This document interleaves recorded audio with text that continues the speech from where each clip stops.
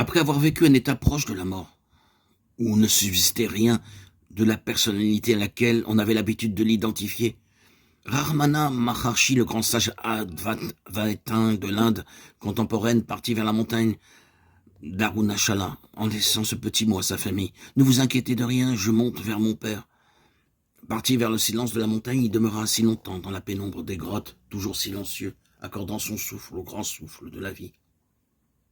Plus tard, on vint de tous les coins du monde, simplement pour le voir quelqu'un qui ne fait qu'un avec son père, qui vit une relation permanente, ce que nous appelons prière. Voir quelqu'un avec la source, l'origine de tout ce qui vit et respire. Maharshi témoigna jusqu'à la fin de sa vie, malgré un cancer très douloureux, d'une béatitude inconnue et incompréhensible à ce que la prière ne relie pas au fondement même de ce réel, toujours au-delà de ce que nous appelons la naissance et la mort. La prière n'est pas la propriété des chrétiens, on prie dans toutes les traditions, rien n'est plus naturel que de prier. Pour un fleuve, c'est couler vers la mer, pour un arbre, c'est monter vers la lumière. L'homme qui ne prie pas n'est plus un homme dans la plénitude du terme. Il est comme castré de sa dimension la plus essentielle. Il est coupé des sources vives de son être.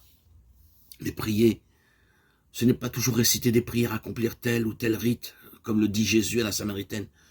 Ce n'est ni sur cette montagne ni à Jérusalem que vous adorerez le Père, Jean 4, 21. Dieu n'est pas ailleurs que partout. Il n'y a pas de terre sainte, de lieu saint. Il peut y avoir des hommes et des femmes qui sanctifient par leurs prières cette terre et ces lieux, bien sûr. Mais les terres qui s'arrogent parfois le titre de sacré ou de sainte au nom d'un vieil héritage deviennent souvent des repères de mécréants, mais d'exploiteurs. Les vrais adorateurs, tels que les veut le Père, c'est en esprit et en vérité qu'ils doivent adorer. Littéralement, c'est dans le souffle, la vigilance, qu'ils doivent prier. Mais cette forme dépouillée de prière, seules quelques femmes, dont la Samaritaine est l'archétype, et certains grands vieillards le peuvent. Les hommes ordinaires demandent des mots pour élargir leur souffle, des mots pour pouvoir chanter ensemble selon des rythmes divers. Les disciples demandent à Jésus, apprends-nous à prier, donne-nous des mots pour le dire, pour le penser, pour le croire, pour l'aimer, cet être que nous ne pouvons pas nommer, que tu appelles ton Père. Fais-nous entrer consciemment en relation avec lui, dans l'intimité qui est la tienne. Fais-nous partager ton désir, tes demandes, ta louange, avant de nous taire avec toi et murmurer seulement dans le souffle le nom de la présence qui nous creuse et nous comble, infiniment proche et toujours inaccessible. Comment prier?